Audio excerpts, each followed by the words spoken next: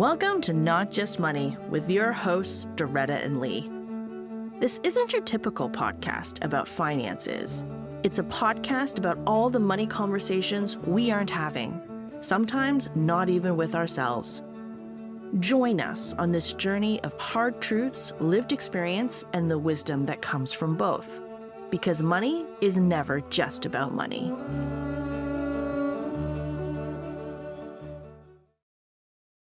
Hey Lee, kind of a back to basics topic today, understanding your paycheck.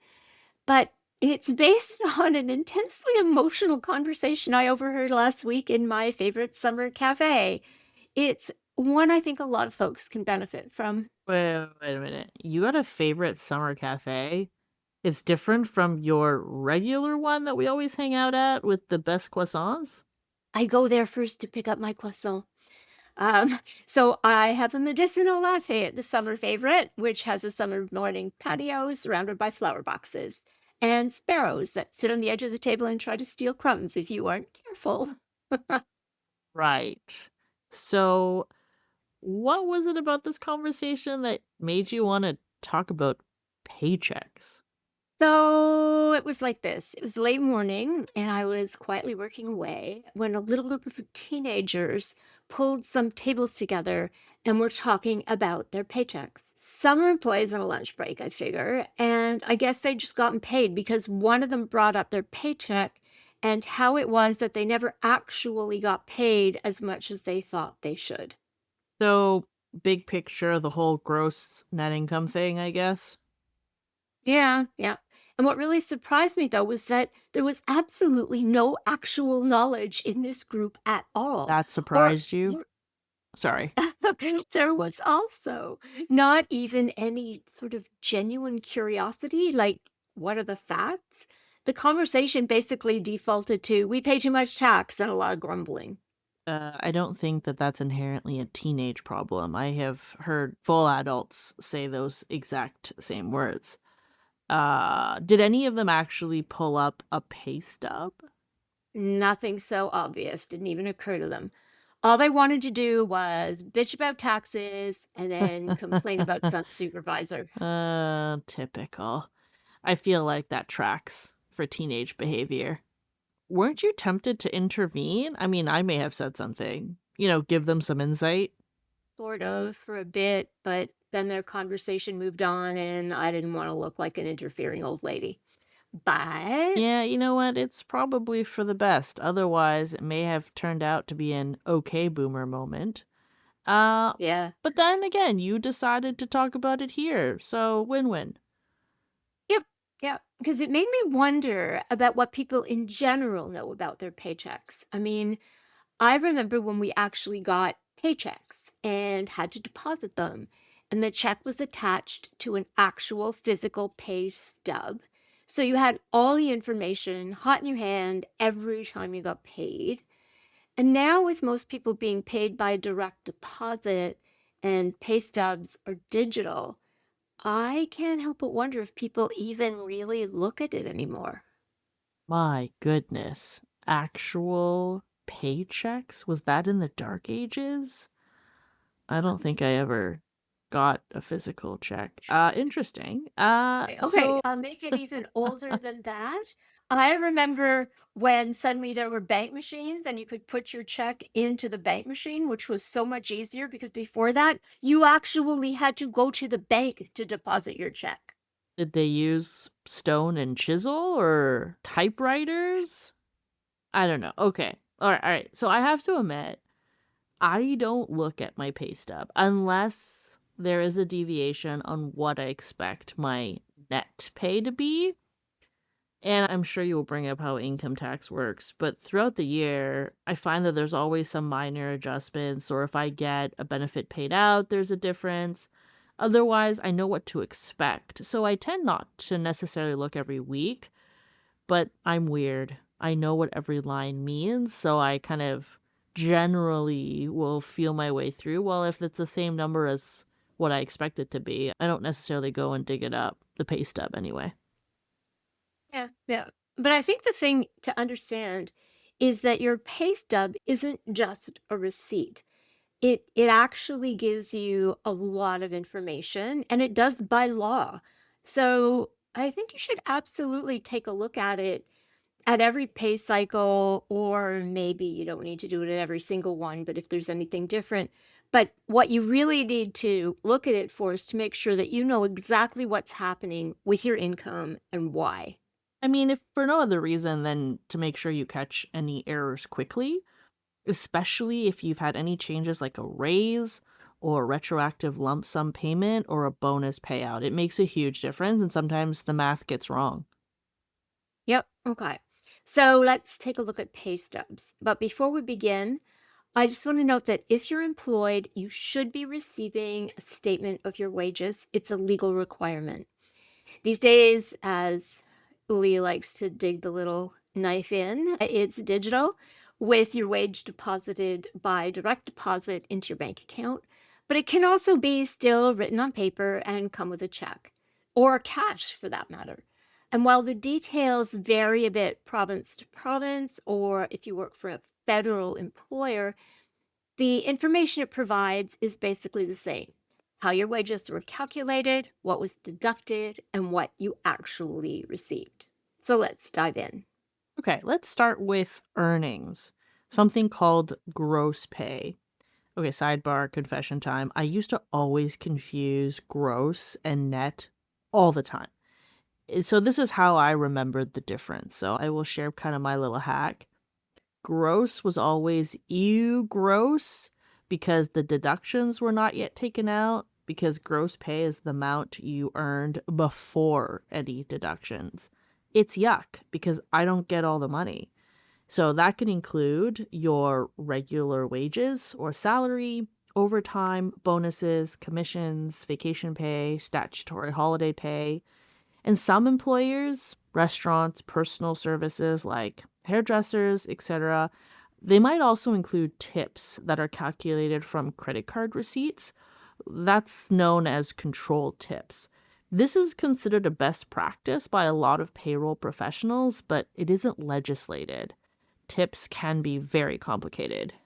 Now, many people, especially like those young people I overheard, assume that they will be paid the gross amount that they earned, that they can take the number of hours they worked, multiply it by their hourly rate, and that's what they'll get. I mean, I wish. And let's be honest, we have all been there. I remember my first job as a counselor for an after school program. I'm still traumatized. That coordinator really hated me. But that's another story.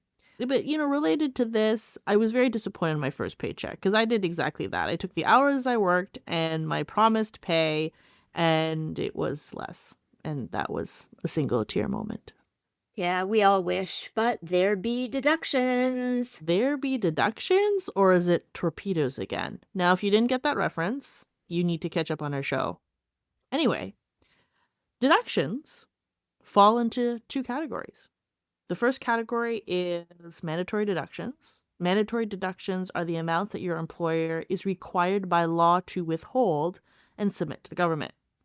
The mandatory deduction most people know about is the income tax part, and probably because that's the biggest one. And that's true for most people. The amount deducted is an estimate of the income tax that you'll owe for the year based on your current earnings.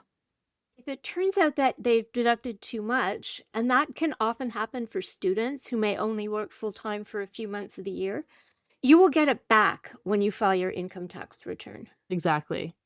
The second mandatory deduction is the Canadian Pension Plan, also known as the CPP, which I'm sure most people have heard of, or the Quebec Pension Plan, the QPP, if you reside in the province of Quebec.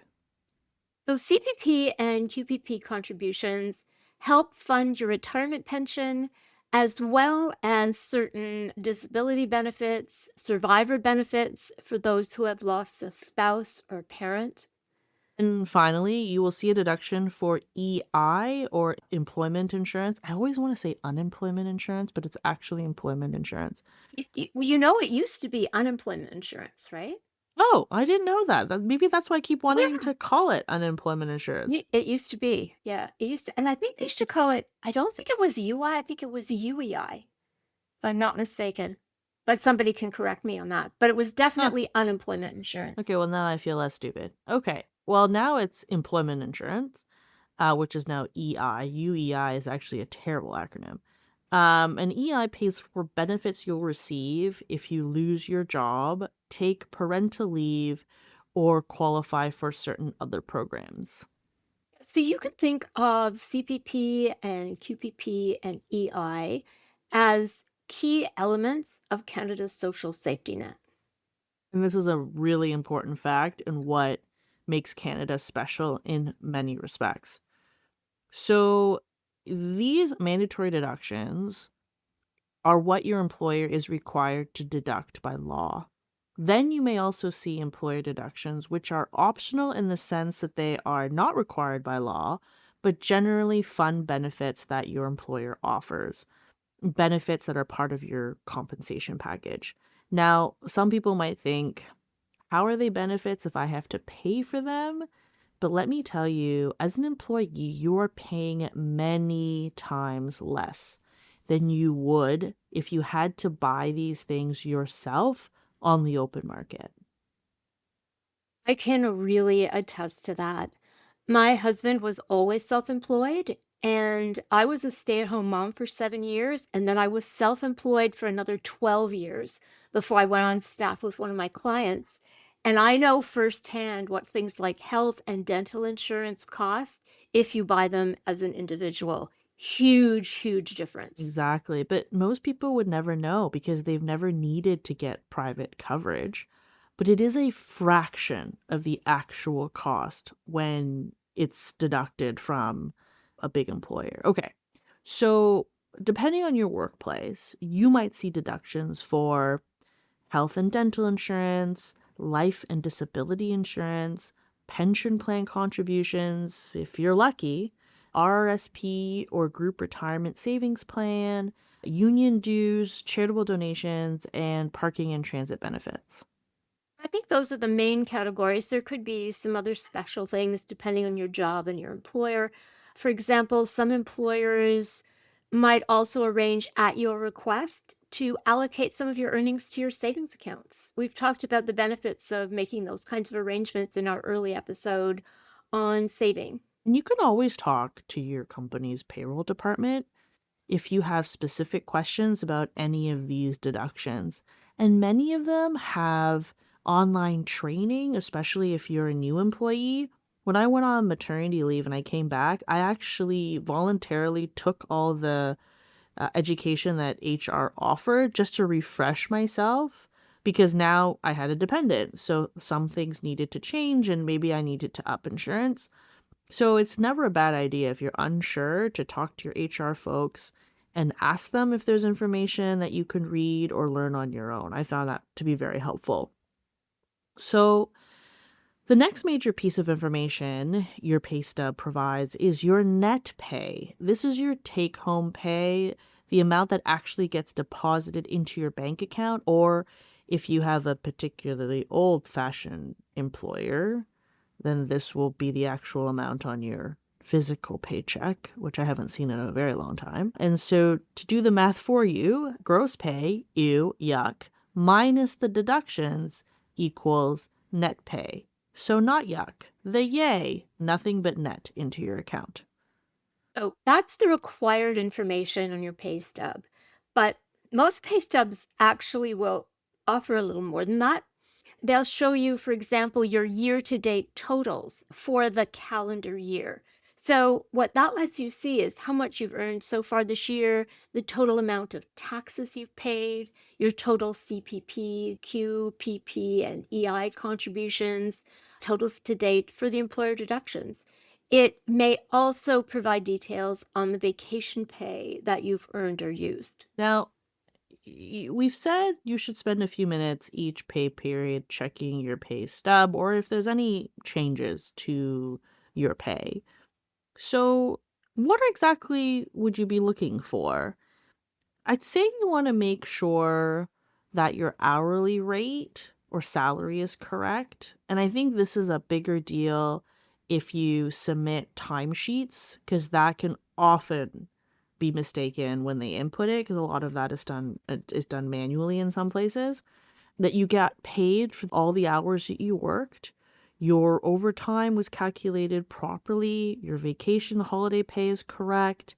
You understand all the deductions and they are what you expected, and that the net amount was deposited correctly into your bank account. If the answer is no to any of these questions, talk to your payroll department or your HR department right away, because it is so much easier to correct errors at the time instead of trying to unravel them months later. There are a lot of misconceptions about pay stubs, and especially about deductions and what they represent. That's for sure. I sat on the federal government's working group on workplace financial literacy, and I worked with a very, very dedicated woman from the Canadian Payroll Association. And she told me the misconceptions were many. Ooh, that's interesting. I think we should take a moment and dive into this. So, what did she say? Let me see some of the big ones. How about payroll decides how much tax I pay? Oh no, that's terrible. That's a calculation based on government rules, friends. Like, payroll has no power in this. How about my employer is keeping my CPP? Wow, that would probably get them in jail. That money goes to CRA, and the CRA likes to be paid. In fact, not only is your employer sending the CRA your CPP or QPP if you're in Quebec, they're paying a matching employer contribution amount as well. So if you have, I don't know, ballpark it $100 deduction for CPP, your employer is remitting $200, your $100 plus their matching contribution. And same is true for employment insurance, by the way. Yeah. Okay, so how about this? Raises can make you poorer because of taxes. I feel like that's one of the biggest myths about income tax. I find myself having to explain that a lot. I think where it comes from is people think that can happen when you go into, let's say, a higher tax bracket, but that's not how it works. So Canada has what's called a progressive tax system. That means that different amounts of your income are taxed at different rates. You don't pay the higher rate on all your earnings, only the parts of it that move you into another bracket. So a raise never makes you poorer. That doesn't mathematically make sense. But it just may not be as high of a raise when it hits your account. So your $100 turns into less. And as Doretta said, depending on your tax bracket for that $100. So yeah, let's make it super simple. Let's pretend there are only two tax brackets. There are actually three, and federal and provincial territorial taxes and stuff. But to make the concept really simple, let's just say there are two. And the first one is up to $50,000 and it's taxed at 10%. The second one is everything you make above $50,000 and that's taxed at 20%. So you make $49,000. Your tax is 10%. So $4,900. Then you get a $2,000 raise. Now you make $51,000. Different tax bracket. You don't suddenly have to pay 20% on the whole $51,000. That would be $10,200. No wonder you wouldn't want to raise. Not how it works. Progressive tax system. What you would pay would be 10% on the first $50,000, so $5,000, and 20% on everything over $50,000, so $1,000 times 20%, which is $200. So your total tax would be $5,200, not $10,200. So your raise was $2,000, you paid an additional $3,000 on income tax. So after the extra tax, you still keep most of the raise. Exactly. And if you didn't follow Doretta's math, just know raise still equals more money, but the higher you earn, the less of that you will keep. But it doesn't affect all the income you had before that. Okay. Any more payroll myths you want to bust? Let's see. How about coworkers earning the same salary should receive identical take home pay? There are all kinds of reasons that two people making the same base salary could have different take home pays. Now, if you do have an identical job to somebody else, I think it's important for wage transparency and equality, especially when you look at the differences between genders or minorities, etc. But there could be a difference in the take home pay because they're going to fall into one of two buckets. One is they could be earning more income, and I'll get to that in a minute, or more likely more deductions. So where does that more income could come from would be overtime pay if they've worked longer hours, a different bonus structure, or they've hit different targets, commissions, or even unused holiday time. And deductions can vary depending on anything from number of dependents to bigger RRSP contributions to different insurance plan choices to wage garnishment. Take home pay can be really personal. We said off the top that everyone is entitled by law to a statement of their wages, what are generally referred to as pay stubs each pay period. Let's talk a minute about what happens if your employer is not giving you one. Ooh. The Ooh. first thing you should do is just ask your employer or the payroll department. It could be an error. If you're a new employee, the system may not have quite caught up to you, or you may not be looking for it in the right place. Yeah, you'd be surprised how many times it happens that your pay stub is available through an online payroll portal that you've forgotten or have never shown how to access or just never knew it was there. But one thing I would say is, whatever the reason, keep your own records until you do get your physical or actual or access to pay stubs. Track the hours you've worked, overtime, vacation time, and how much gets deposited into your bank account. If it's a direct deposit, make sure it's the amount that you expected based on the hours you've worked. Follow it up in writing because not getting your pay stub can sometimes signal bigger problems like payroll mistakes, incorrect tax deductions, unpaid overtime, being misclassified as an independent And contractor, that's a pain or for different that reasons. is really a pain. As somebody who went from independent contractor at one point into staff, creates all kinds of Uh-huh, weird things. uh-huh. An employer failing to remit their payroll deductions properly. Oh, you're forgetting the big one. Under the table employment. Yeah, I guess we should say something about that. The underground economy. Okay, it's significant, though actually not as significant as a lot of people seem to think it is. I mean, I think that could be a matter of perspective. It's about 2.5% of GDP. So according to Stats Can, that was $72.4 billion in 2023. I don't know if I consider that chump change, and that amount is growing. But the GDP number has been consistent for a couple of decades. That's about the output of a mid-sized city. Yep. Okay, so just remind me what they include in underground economy. Not all of the illegal activity, right?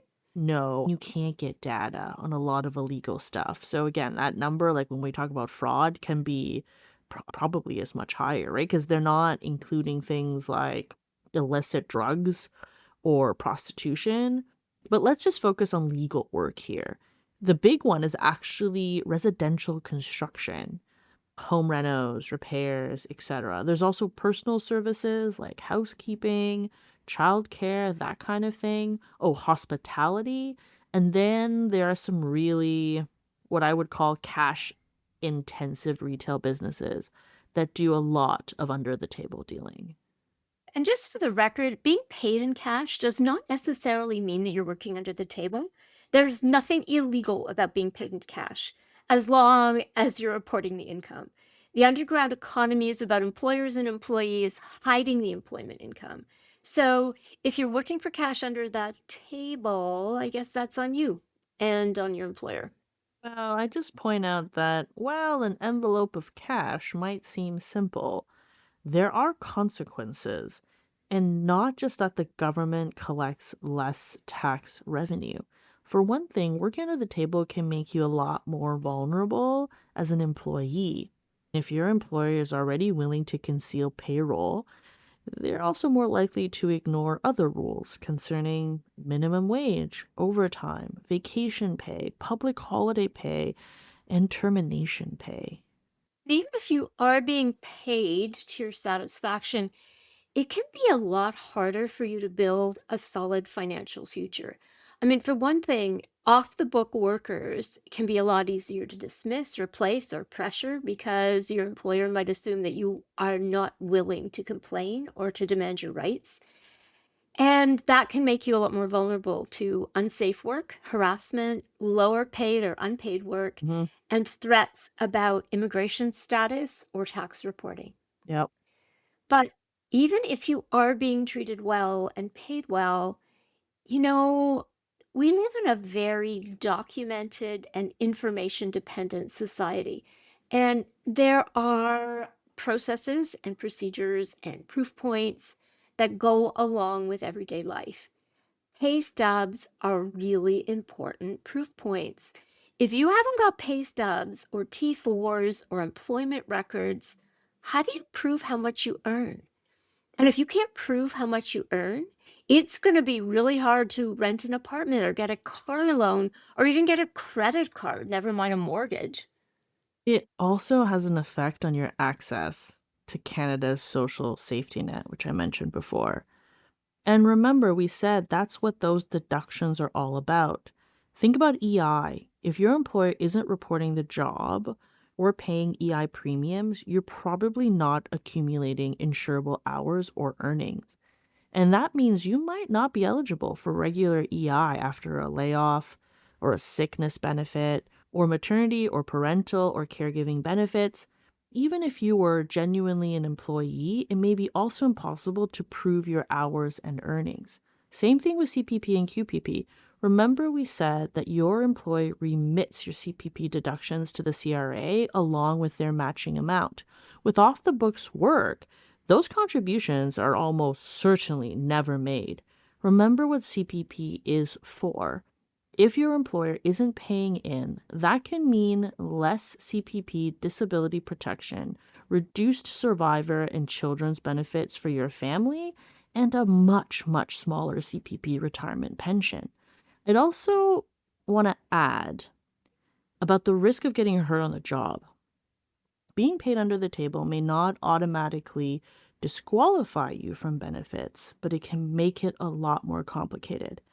I have a friend who works at the WSIB, which is the Workplace Safety and Insurance Board. They are an independent agency of the Government of Ontario. Each province has their own version, and they administer wage loss benefits, medical coverage, and support for workers who are injured or develop an illness as a result of their job.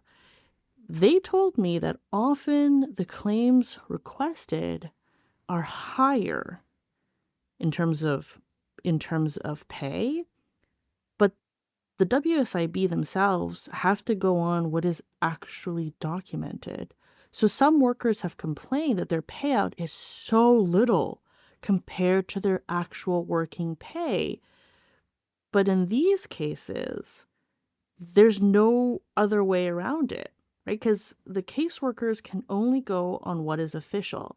And I think that's a warning and a good reminder. We don't think we will get hurt or bad things will happen to us, but being unable to work happens. And if you don't have the right amount documented, you will not be covered for that amount. Well, that ended up in a pretty unexpected place. From understanding your pay stub to no pay stub at all. Hey, it's a real thing, and people really need to understand the dangers. I know a lot of, especially new immigrants or newcomers, think that they'll get more money if they get paid cash because they know that Canadian taxes are really high. But there's a reason that they're high, and I think they're really cutting themselves short by taking the payout now, not thinking about what could happen down the line.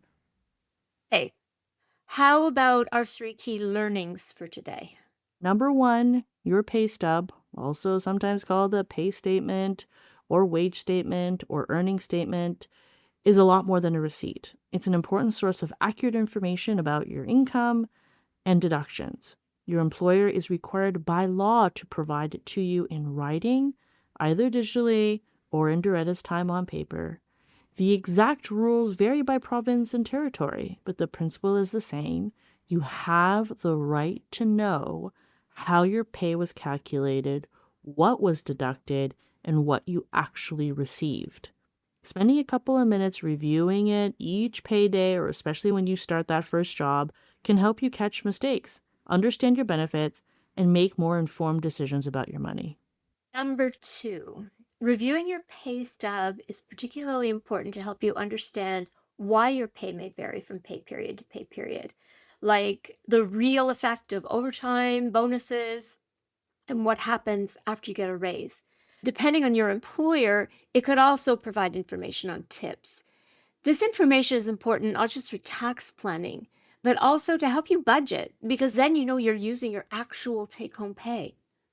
Yeah, and finally, reviewing your pay stub will give you a picture of how you are accessing workplace benefits and retirement savings. This is especially important if your employer matches retirement savings contributions. Make sure you are making the most of every benefit. They are part of your compensation package. Do not leave money on the table. That should be a motto. I guess we should actually add a fourth one today. If you don't get a pay stub, ask. And if it's a red flag that you're actually working under the table, know the risks. Yeah, just remember, you might get an extra dollar in your pocket by getting paid secretly, but you are giving up on a lot more and probably saving your employer a bundle of money. We talked about the matching, right? So don't cut off your nose to spite your face. Short term versus long term, it bears repeating. So that's us for today. How often do you review your pay stub? Have you ever found any errors? If you'd like to share, why not drop us a line or 10 at notjustmoneypodcast@gmail.com. And do you have any other pay stub questions? Write us. We love the questions. Good talk. You've been listening to Not Just Money with Doretta and Li. Click on the show's description for links to resources related to today's conversation. Our aim is to share sources that provide objective information that can help you make informed financial decisions. Please rate and review our show. If you'd like to get in touch with us, email us at notjustmoneypodcast@gmail.com. If you'd like to be featured on the show, you can send us your questions and comments by a written email, audio file, or video file. Please include your name and city. This show is produced and edited by Li, with original music by Leo Zhang cello and artwork by John Tu. Now for some legalese. Please note that the views expressed by our hosts and guests are theirs alone and should not be viewed as financial advice. This podcast is intended to be entertainment and educational in nature. Please seek additional professional support or information before acting on any podcast information. As always, good talk.